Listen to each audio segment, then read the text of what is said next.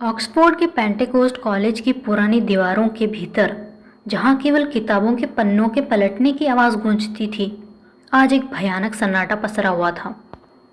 Doctor ग्रीबी अपने lecture के notes के साथ ज़मीन पर मृत पाए गए थे। उनके सिर के पास ऊनी मोजे में लिपटा एक पत्थर का टुकड़ा उस ठंडे कत्ल की गवाही दे रहा था। हर कोई शक के घेरे में है, प्रोफेसर से लेकर छात्र तक। आज की वीडियो में हम डोरोथी एल सायर्स के अनोखे जासूस मॉन्टेग्यू एग के साथ इस केस की तह तक जाएंगे। तैयार हो जाइए एक ऐसी मिस्ट्री के लिए जो आपको अंत तक सोचने पर मजबूर कर देगी।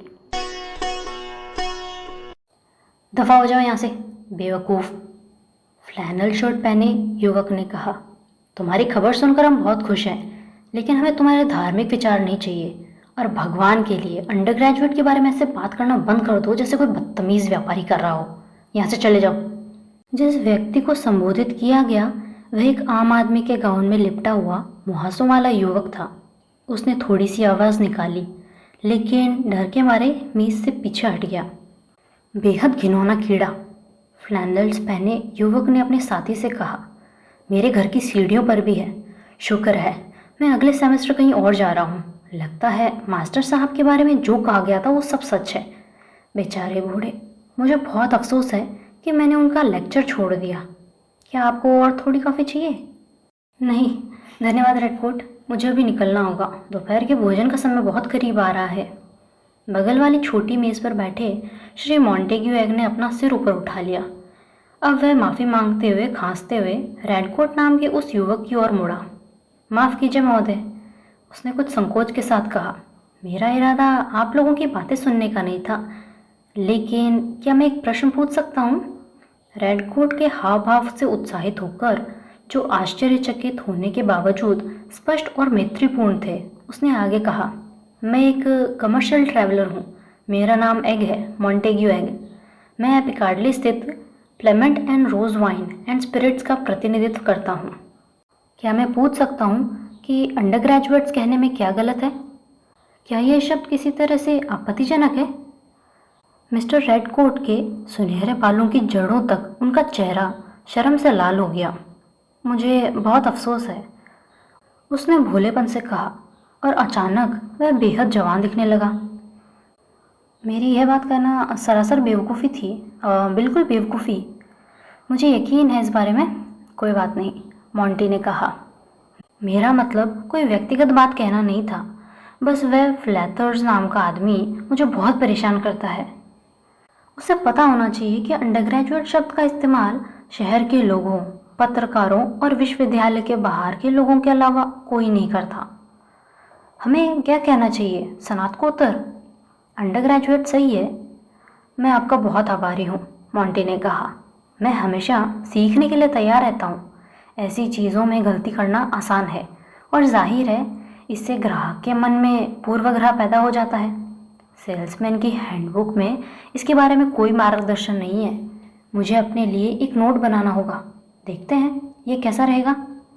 ऑक्सफोर्ड के एक सज्जन को मुझे लगता है कि मुझे ऑक्सफोर्ड मैन कहना चाहिए।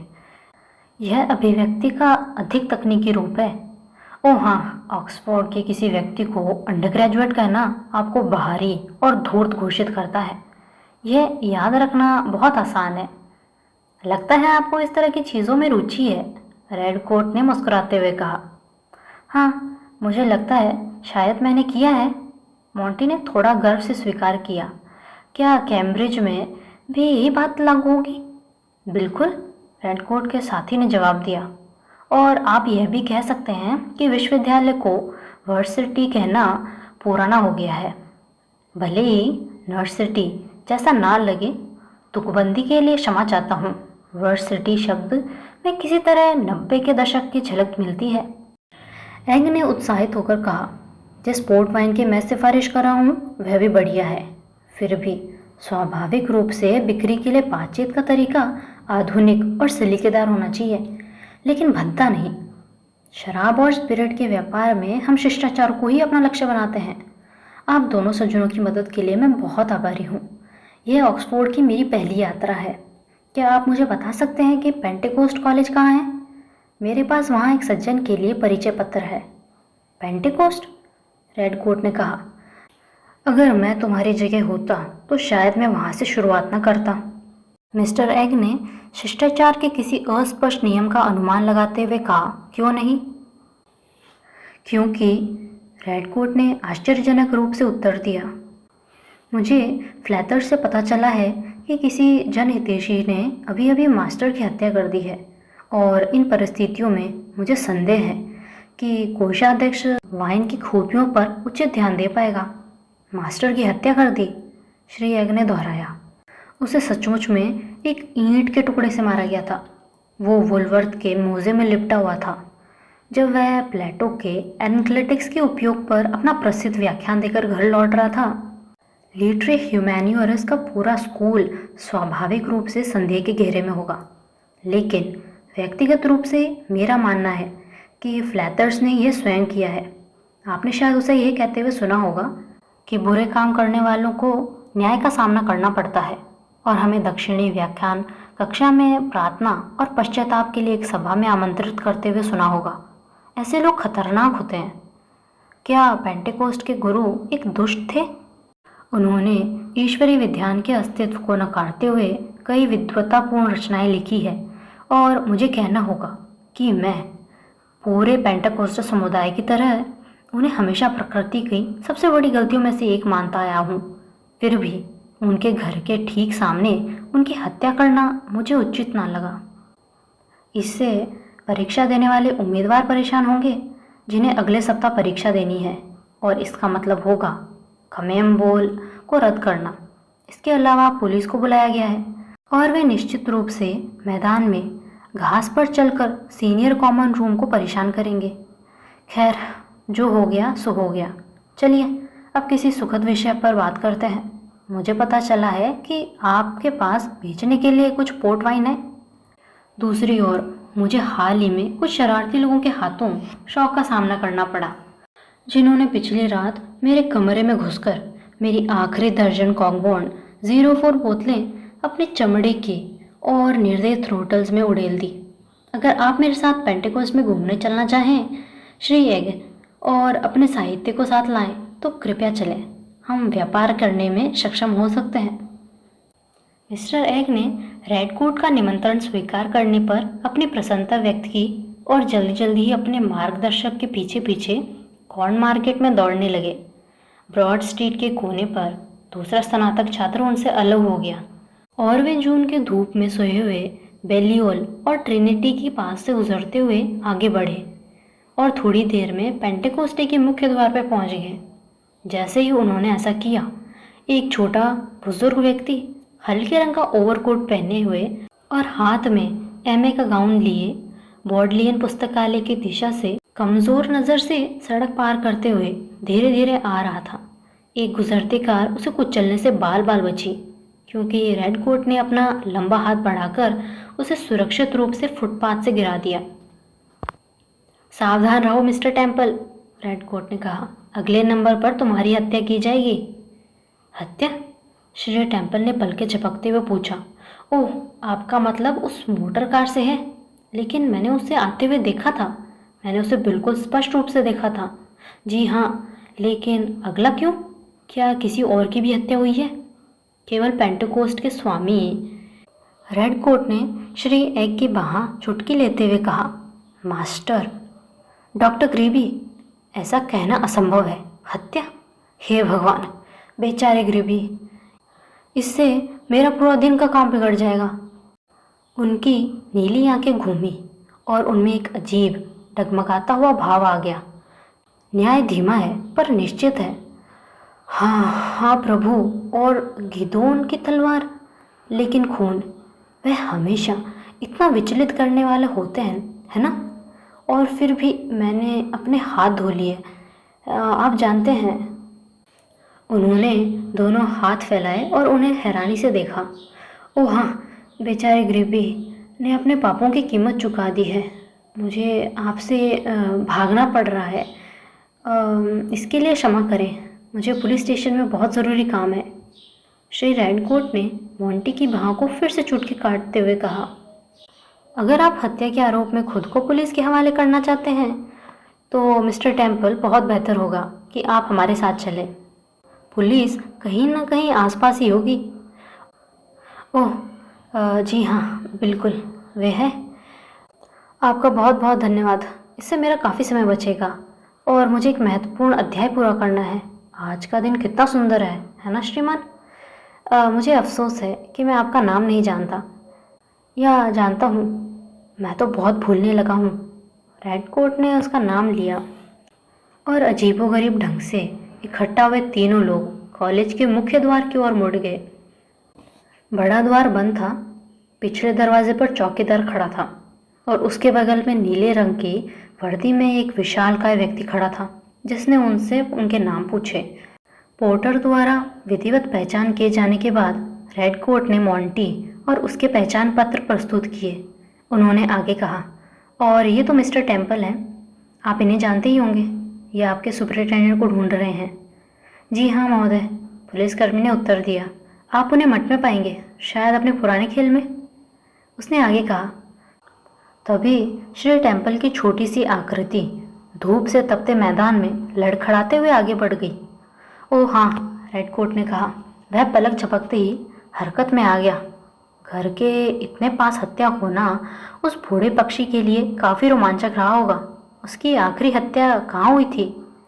लिंकन महोदय, पिछले मंगलवार को एक युवक ने कैथेड्रल में अपनी प्रेमिका को गोली मार दी।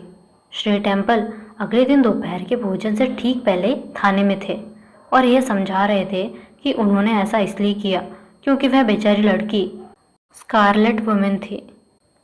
रेडकोट ने कहा, मिस्टर टेम्पल के जीवन का एक मिशन है। वे प्रभु और गिदोन की तलवार हैं। इस देश में जब भी कोई हत्या होती है, श्री टेम्पल उस हत्या की जिम्मेदारी लेते हैं। यह सच है कि जब हत्या हो रही थी तब उनका शव चुपचाप बिस्तर पर या बोडलियन में पाया जा सकता था, लेकिन एक आदर्शवादी दार्शनिक के लिए यह कोई मुश्किल बात नहीं है। लेकिन आखिर इस गुरु के बारे में यह सब क्या है? जी महोदय, आपको पता है कि मठ और गुरु के निवास के बीच एक छोटा सा प्रवेश द्वार है। आज सुबह 10:20 पर डॉक्टर ग्रेबी वहाँ मृत पाए गए। उनके व्याख्यान के नोट्स चारों ओर बिखरे पड़े हुए थे। उसके चारों ओर ईंटें पड़ी थी और उसके सिर के पास ऊनी मोजे में एक ईंट का टुकड़ा था। वह सुबह 9 बजे मुख्य चौक के एक कमरे में प्रवचन दे रहा था और जहाँ तक हमें पता है वह प्रवचन कक्ष से निकलने वाला आखिरी व्यक्ति था। अमेरिकी महिलाओं और पुरुषों का एक समूह 10 बजे से कुछ देर बाद गलियारों से गुजरा और जब उन्हें पाया गया तो उन्होंने बताया कि जहाँ तक वे देख सके उस समय वहाँ कोई नहीं था। लेकिन महोदय, हत्यारा प्रवेश द्वार के आसपास मंडरा रहा होगा, क्योंकि स्वाभाविक रूप से वे उस रास्ते से नहीं जाएंगे, बल्कि बॉनीफेस पैसेज से होकर भीतरी चौक और चैपल जाएंगे। एक युवक का कहना है कि उसने गुरु को 10:05 पर गलियारों की ओर जाते हुए मुख्य चौक पार करते हुए देखा था, इसलिए वह उसके लगभग 2 मिनट बाद प्रवेश द्वार तक पहुंच गया होगा। मॉर्फोलॉजी के रेगियस प्रोफेसर 10:20 पर वहां पहुंचे और शव को पाया। जब डॉक्टर 5 मिनट बाद पहुंचे तो उन्होंने कहा कि डॉक्टर ग्रेबी की मृत्यु लगभग 15 मिनट पहले हो चुकी थी। तो इससे पता चलता है कि यह लगभग 10:10 के आसपास हुआ होगा। यह अमेरिकी लोग चैपल से कब निकले? अरे, आप यहाँ हैं महोदय, कांस्टेबल ने जवाब दिया। मिस्टर रैड को लगा कि वह बात करने के लिए बहुत उत्सुक लग रहा था और उन्होंने सही अनुमान लगाया कि श्री रेडकोट पुलिस बल की ऑक्सफोर्ड शाखा में अच्छी तरह से जाने माने और सम्मानित व्यक्ति थे।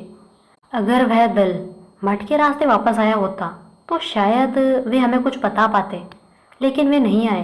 वे भीतरी चौक से होते हुए बगीचे में चले गए और चौकीदार चैपल से बाहर नहीं निकला, क्योंकि अभी अभी एक महिला आई थी जो वेदी के पीछे की नक्काशी देखना चाहती थी।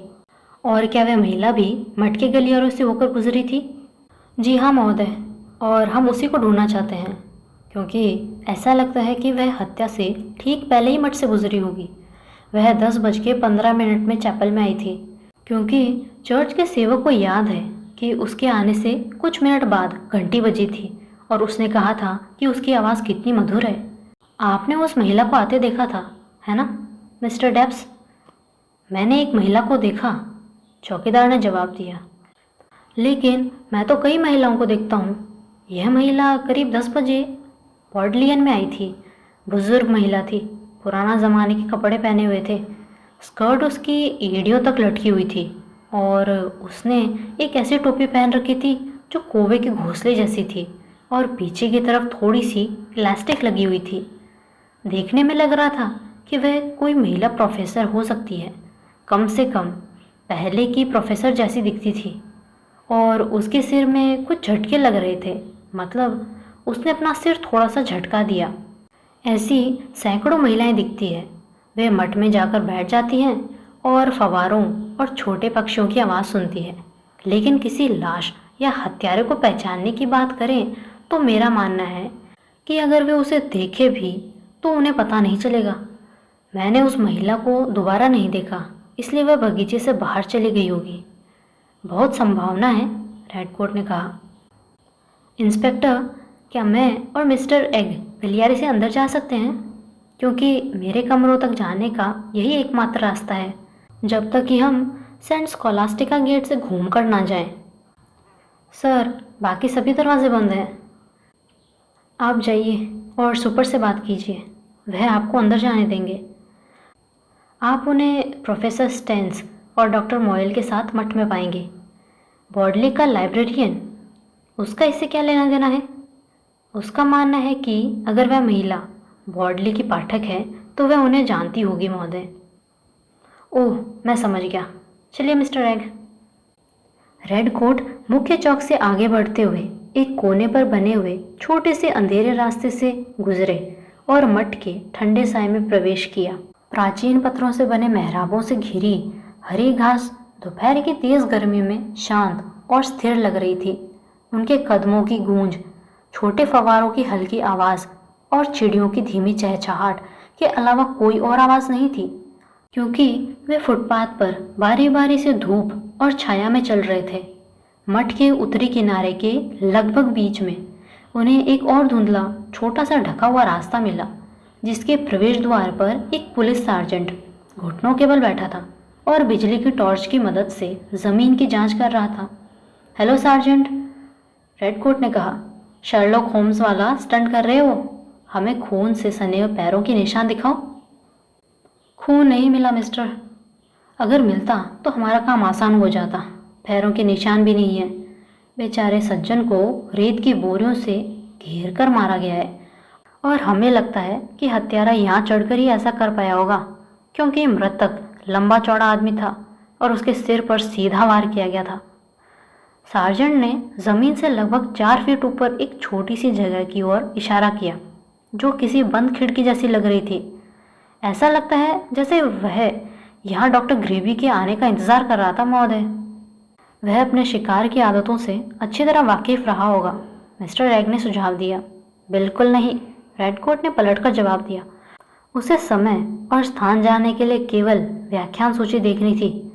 यह रास्ता मास्टर हाउस और फेलो गार्डन तक जाता है, और कहीं नहीं। डॉक्टर ग्रेबी अपने व्याख्यान के बाद स्वाभाविक रूप से इसी रास्ते से जाते होंगे, सिवाय इसके कि वे कहीं और व्याख्यान दे रहे हो, जो कि वे नहीं दे रहे थे। सार्जेंट, तुम्हारा हत्यारा यहाँ तक पहुँचने के लिए काफ़ी तंदुरुस्त है, कम से कम मुझे नहीं पता। इससे पहले कि पुलिसकर्मी उसे रोक पाता, उसने एक हाथ आले के किनारे पर और दूसरा पैर उसके नीचे उभरी हुई चिनाई की पट्टी पर रखा और खुद को ऊपर की ओर झुला दिया। मिस्टर, कृपया नीचे आइए। सुपरवाइज़र को यह पसंद नहीं आएगा। क्यों? अरे बाप रे, उंगलियों के निशान शायद, मैं भूल गया था। कोई बात नहीं, अगर आप चाहें तो तुलना के लिए मेरे निशान ले सकते हैं, अभ्यास हो जाएगा। वैसे भी गोद में बच्चा भी यहाँ तक पहुँच सकता है। चलिए मिस्टर एग, हमें यहाँ से निकलना चाहिए, नहीं तो मुझे बाधा डालने के आरोप में गिरफ्तार कर लिया जाएगा। लेकिन इसी क्षण रेड कोट को एक चिंतित दिखने वाले प्रोफेसर ने आवाज़ दी, जो 3-4 अन्य लोगों के साथ दूर की तरफ से गलियारे से अंदर आए। ओह श्रीमान रेड कोट, एक क्षण रुकिए। सर, यह सज्जन आपको वह बता पाएगा जो आप जानना चाहते हैं। वह डॉक्टर ग्रेवी के व्याख्यान में था, ऐसा है ना? श्रीमान रेडकोट? जी नहीं, बिल्कुल नहीं महोदय। रेडकोट ने कुछ शर्मिंदगी के साथ उत्तर दिया। मुझे होना चाहिए था, लेकिन एक दुर्भाग्यपूर्ण दुर्घटना के कारण मैं नदी में था और समय पर वापस नहीं आ सका। बहुत परेशान करने वाला, प्रोफेसर स्टेंस ने कहा, जबकि सुपरिटेंडेंट ने केवल इतना ही कहा। क्या नदी पर आपकी मौजूदगी का कोई गवाह है? नहीं, रेडकोट ने उत्तर दिया। मैं एक डोंगी में अकेला था, एक शांत जलधारा में रस्तों का गहन अध्ययन कर रहा था। लेकिन मैंने वास्तव में गुरु की हत्या नहीं की। उनके व्याख्यान, अगर मैं कहूँ तो उबाऊ थे, लेकिन इतने भी नहीं कि मुझे गुस्सा आ जाए। मिस्टर रेडकोट, ये बहुत ही धृष्टतापूर्ण टिप्पणी है, प्रोफेसर ने सख्ती से कहा, और बेहद घटिया बात है। सुपरिटेंडेंट ने दिनचर्या के बारे में कुछ बुदबुदाते हुए श्री रेडकोट के कथित प्रस्थान और वापसी के समय को एक नोटबुक में लिख लिया और फिर कहा, मुझे नहीं लगता कि आप में से किसी को भी और अधिक देर तक रोकने की आवश्यकता है। अगर हम आपसे दोबारा मिलना चाहेंगे श्रीमान टेम्पल, तो हम आपको बता देंगे। ज़रूर ज़रूर, मैं कैफ़े में एक सैंडविच खाकर बॉडलियन लौट जाऊंगा। जहाँ तक उस महिला की बात है, मैं बस इतना ही दोहरा सकता हूँ कि वह लगभग 9:30 बजे से 10 बजे से ठीक पहले तक मेरी मेज़ पर बैठी रही और 10:30 बजे फिर लौट आई, बहुत बेचैन और परेशान करने वाली। डॉक्टर मॉयल, मेरी इच्छा है कि कोई ऐसा इंतज़ाम किया जाए कि वह मेज़ मुझे अकेले के लिए मिल जाए, या मुझे पुस्तकालय में अलग से जगह दी जाए। महिला हमेशा बेचैन और परेशान करने वाली होती है। जब मैं निकला तब भी वह वहीं थी, लेकिन मुझे पूरी उम्मीद है कि अब वह हमेशा के लिए चली गई होगी। क्या आप वाकई मुझे अभी बंद नहीं करना चाहते? मैं आपकी सेवा में तत्पर हूँ। अभी नहीं महोदय, हम आपसे जल्दी संपर्क करेंगे। ओह, थैंक यू। मैं अपना अध्याय समाप्त करना चाहूँगा। फिलहाल मैं आपको शुभ दिन की शुभकामनाएं देता हूँ। वह छोटा सा झुका हुआ व्यक्ति इधर उधर भटकता रहा और सुपरिटेंडेंट ने अर्थपूर्ण ढंग से अपना सिर छुआ। बेचारे सज्जन, बिल्कुल निर्दोष। मुझे आपसे यह पूछने की ज़रूरत नहीं है कि डॉक्टर मोयल कि उस समय वह कहाँ थे। ओह, वो ड्यूक हम्फ्री लाइब्रेरी के अपने हमेशा वाले कोने में थे। आप जानते हैं, पूछे जाने पर वे खुद मान लेते हैं। खैर, मुझे पता है कि वो आज सुबह वहीं थे, क्योंकि उन्होंने एक फ़ाई की किताब ली थी और जाहिर है इसके लिए उन्हें मुझसे व्यक्तिगत रूप से मिलना पड़ा। उन्होंने 9:30 बजे किताब मांगी और 12:15 पर लौटा दी। जहाँ तक उस महिला की बात है, मुझे लगता है मैंने उन्हें पहले भी देखा है।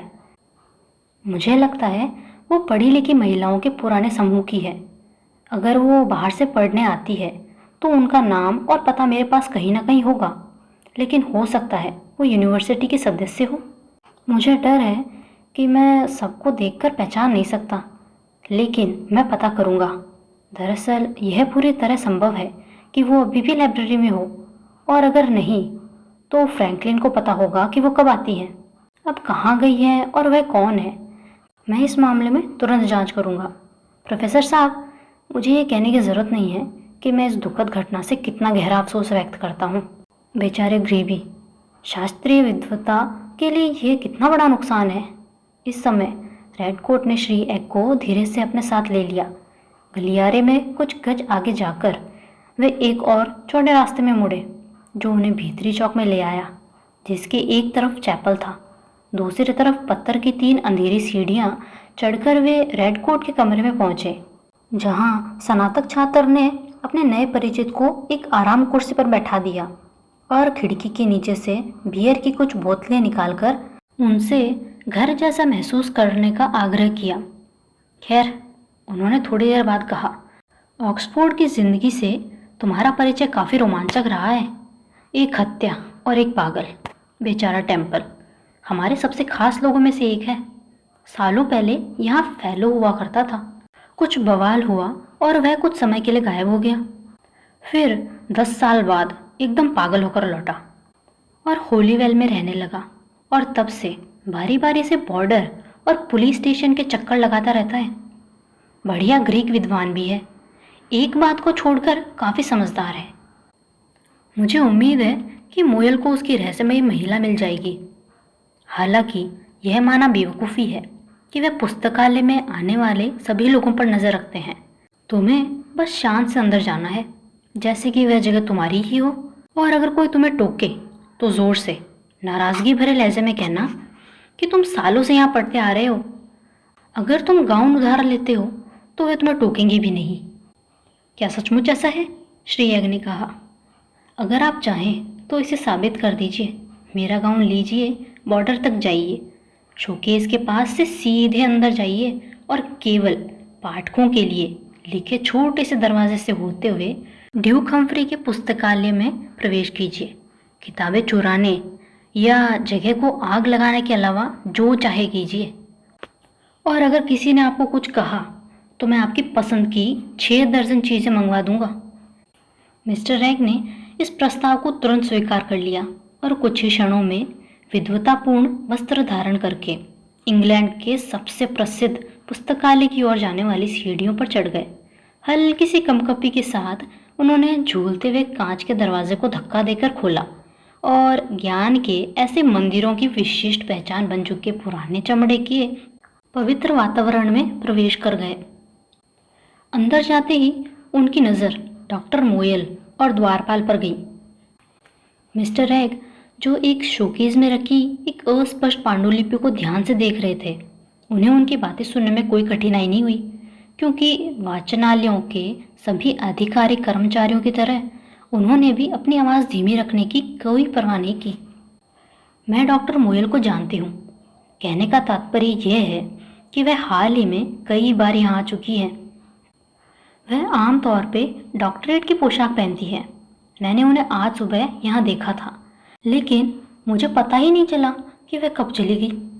मुझे नहीं लगता कि मैंने उनका नाम कभी सुना है, लेकिन चूंकि वह विश्वविद्यालय की एक वरिष्ठ सदस्य थी। मिस्टर रैग ने आगे कुछ सुनने का इंतज़ार नहीं किया। उनके मन में एक विचार पनप रहा था। वह यहाँ से चले गए, साहसपूर्वक रीडर्स काउंटर खोला और ड्यूक हेम्फ्री पुस्तकालय की गंभीर मध्ययुगीन इमारत में आगे बढ़ गए। सबसे दूर और अंधेरे कोने में उन्होंने श्री टेम्पल को देखा, जो जाहिर तौर पर अपना सैंडविच खाकर हत्या के बारे में भूल चुके थे और अकेले बैठे हुए ढेर सारी किताबों के बीच कागज़ों से भरे एक बड़ा थैला खोले हुए व्यस्तता से कुछ लिख रहे थे। टेबल पर झुकते हुए मिस्टर एग ने उनसे फुसफुसाते हुए जल्दबाजी में कहा, क्षमा कीजिए महोदय, पुलिस इंस्पेक्टर ने मुझे ये कहने के लिए कहा है कि उन्हें लगता है कि उन्हें वह महिला मिल गई है, और यदि आप कृपया तुरंत उतरकर उसकी पहचान कर लेते तो उन्हें बहुत खुशी होगी। वह महिला?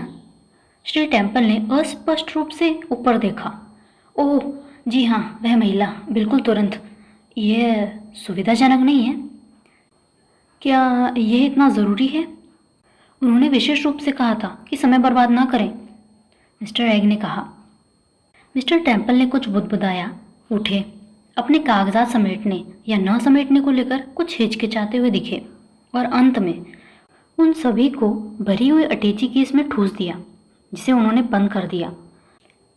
मैं इसे आपके लिए ले चलता हूँ, मोंटी ने झटपट उसे छीनते हुए कहा और श्री टेम्पल को तेज़ी से बाहर ले गया। मुझे लगता है कि वे अभी मठ में हैं, लेकिन सुपरवाइज़र ने कहा है कि क्या आप कुछ क्षण के लिए पोर्टर के कमरे में इंतज़ार करेंगे? लीजिए, हम यहाँ हैं। उन्होंने मिस्टर टेम्पल और उनके अटैची केस को चौकीदार के हवाले कर दिया। चौकीदार मिस्टर एग को अकादमिक पोशाक में देखकर थोड़ा आश्चर्यचकित हुआ, लेकिन इंस्पेक्टर का नाम सुनकर कुछ नहीं बोला। मिस्टर एग चौक और गलियारों से होते हुए तेज़ी से रेड कोट की सीढ़ियों पर चढ़ गए। माफ़ कीजिए महोदय, उसने हाँफते हुए उस युवक से पूछा, लेकिन फाई बुक क्या होती है?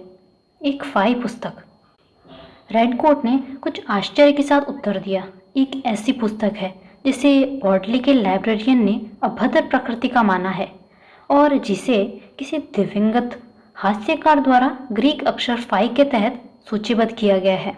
यह प्रश्न क्यों? मिस्टर एग ने कहा, अभी अभी मेरे दिमाग में आया कि किसी के लिए भी बॉडलियन संग्रहालय में घुसना किसी एकांत कोने में, जैसे ड्यूक हम्फ्री पुस्तकालय में, अपना वेश बदलना, बाहर निकलना, हत्या करना, वापस आना, अपने कपड़े बदलना और फिर निकल जाना कितना आसान होगा। अगर किसी को पहले बाहर जाते हुए देखा गया हो तो उसे दोबारा अंदर आने से कोई नहीं रोकेगा, खासकर अगर उसने पुस्तकालय में पहले भी वेश बदला हो। बस कपड़े बदलना और स्नातक की उपाधि पहनना ही काफी होगा। आप आखिर कहना क्या चाहते हैं? यह महिला जो हत्या के समय मठ में मौजूद थी, श्री टेम्पल कहते हैं कि वह उनकी मेज पर बैठी थी। लेकिन क्या यह हास्यास्पद नहीं है कि मिस्टर टेम्पल ने आज ही के दिन फाइ की किताब मांगकर खुद पर विशेष ध्यान आकर्षित किया? अगर वे कभी इस कॉलेज के फेलो रहे हो तो उन्हें पता होगा कि डॉक्टर ग्रेबी अपने व्याख्यान के बाद किस तरफ जाएंगे, और शायद उस पुरानी बात को लेकर उसके मन में उनसे कोई शिकायत भी हो, चाहे वो कुछ भी हो। उसे दीवार में बने उस आले के बारे में भी पता होगा, और उसके पास एक ऐसा थैला है जिसमें आसानी से एक महिला की टोपी और इतनी लंबी स्कर्ट आ सकती है जिससे उसकी पैंट छिप जाए। और इतनी गर्मी में उसने ऊपर का कोट क्यों पहना है? अगर अपने कपड़ों के ऊपरी हिस्से को छुपाने के लिए नहीं तो? वैसे तो यह मेरा काम नहीं है, लेकिन खैर मैंने खुद से ये सवाल पूछ ही लिया और मैंने उसे थैले के साथ बाहर खड़ा कर दिया है और चौकीदार उस पर नज़र रख रहा है। इस प्रकार मिस्टर एक हाँफते हुए बोले। रेडकोट उन्हें हैरानी से देखता रहा।